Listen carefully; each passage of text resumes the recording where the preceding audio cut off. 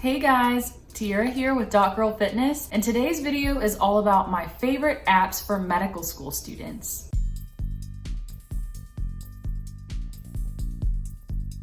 So usually while I was in medical school, I was glued to my laptop, but when I couldn't be around a laptop, I really had to rely heavily on my phone for access to information for medical school. The apps that I mentioned in today's video are apps that I felt were very handy and really helped me stay on task even when I didn't have access to everything that I normally would if I was around a laptop. Before we start, I'd like to mention that this video is not sponsored by any of the app companies that I'm promoting, and that they are just apps that I used on a very regular basis while in medical school. And I'm not sure about Android devices, but I do know they are all iPhone compatible. So with all that in mind, let's go ahead and get to it.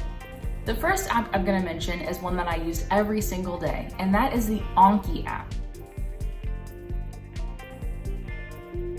Anki is a flashcard app that is really well known within the medical community because of its use of an algorithm that promotes spaced repetition learning. Medical school is all about learning facts at a high volume and at a fast pace. And Anki really allows you to do that because it introduces information to you and then reintroduces it at 1 minute intervals, then at 10-minute intervals, and then at 1 day intervals, and then at 6-day intervals, and so on and so forth, to make sure that not only are you learning the information, but you're retaining it, which is really key for those exams that are 4 weeks away, but still require you to remember the details that you learn on day 1 of the beginning of a course. Now, for inputting information into Anki, I usually use the computer app, and I would type up my note cards right after finishing a lecture. But if I didn't have access to my laptop for whatever reason, let's say I'm stuck in a checkout line, I would just pull out my phone and open up the Anki app and flip through some flashcards while I was waiting. There's typically a daily set of cards that you have to get through throughout the day, and in medical school, even if you make your note cards efficiently, there's typically a very high amount of flashcards you'll have to be going through every day. So being able to flip through your cards while you're running errands really reduces that volume, so by the end of the day, you're not trying to flip through a ton of cards right before bed. That is not free. It does cost $25 for the phone app version,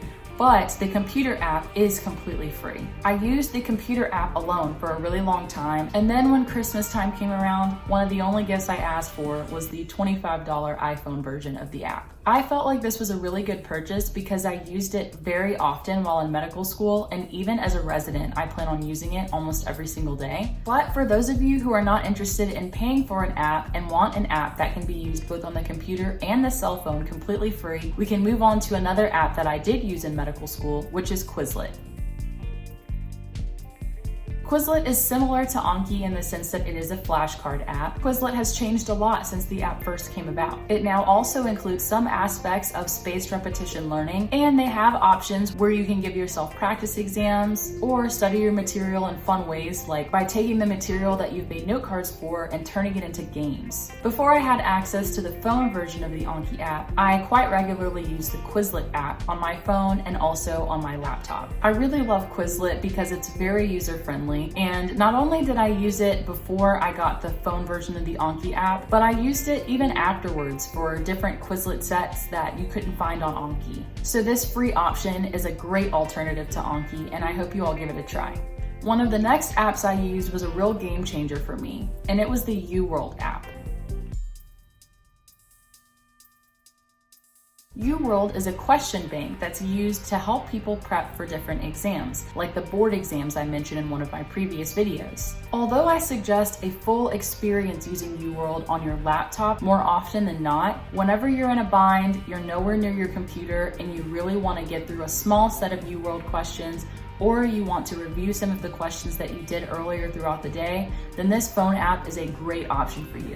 While you're on the phone app, you still have a lot of the same features available to you, including the use of a timer while going through questions, the ability to highlight different keywords throughout questions and throughout the answer choices, and the explanations for each answer choice, and the ability to make flashcards over the UWorld questions that you missed or over concepts that you just would like to review again. I often would pair one of the flashcard apps with the UWorld app and would go over questions that were on my phone if I wasn't around my computer, and then quickly swipe over to the flashcard app and make a flashcard over it, rather than using the flashcard app in the UWorld section. That way, all of my flashcards were in one place.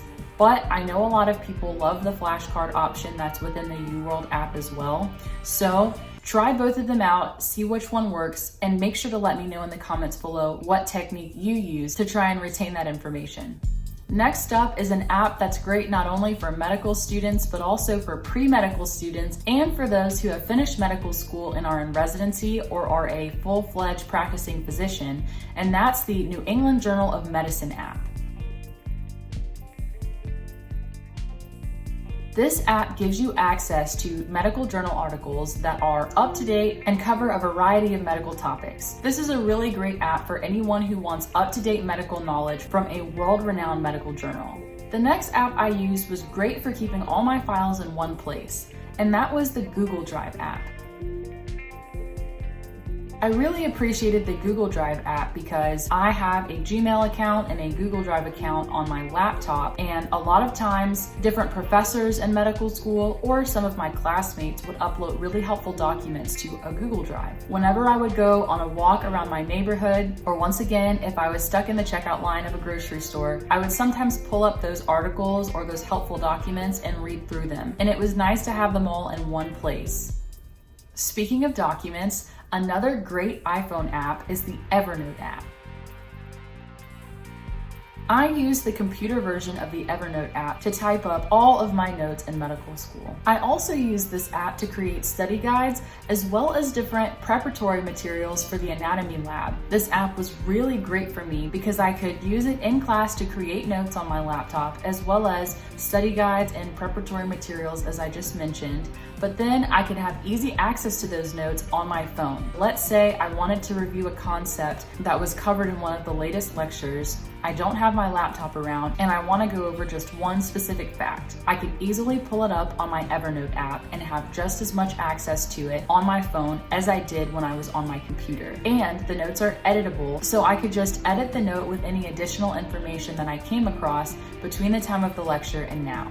This app is great for quick review of material, and I still use this app to this day for different things like my weekly schedule, keeping up with my to-do list, and even as a study guide for different concepts that I learn now that I'm in residency.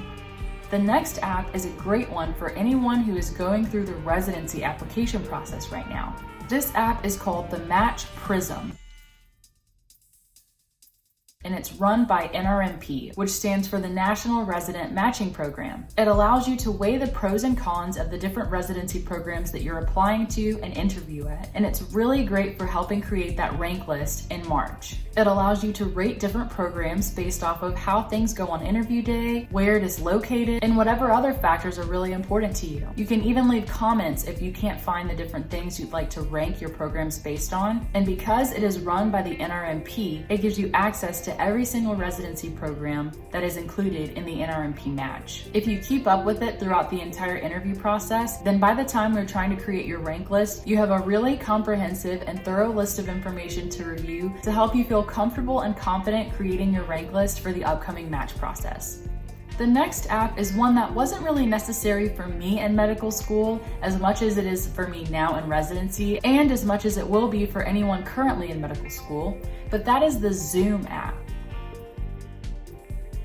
With our current state in the middle of a pandemic, Zoom has truly revolutionized how we interact with each other through video conferencing. Most people choose to attend a lecture or a conference on Zoom through the computer app, but don't forget that there is a phone version of this Zoom app. So if for whatever reason your laptop is not charged or it's not around and you don't have access to it, you still can attend your Zoom meetings through this app. And it has a lot of the same capabilities that the laptop version has, including the ability to interact with people through the chat forum and attend different breakout sessions if that's what your Zoom conference requires. And that's it, y'all. Those are all of the apps that I use on a very regular basis while in medical school and ones that I would recommend any medical student give a shot. Do any of you all currently use any of these apps? Make sure to let me know in the comments below which ones are your favorites. Are there any other apps that you use in medical school that I didn't mention today? Make sure to let us know that too in the comment section. If you like this video, make sure to give it a big thumbs up. If you have any questions or comments, make sure to leave them in the comment section below. And if you like videos about medicine, lifestyle, and fitness, then make sure to subscribe to my channel. I'll see you next time.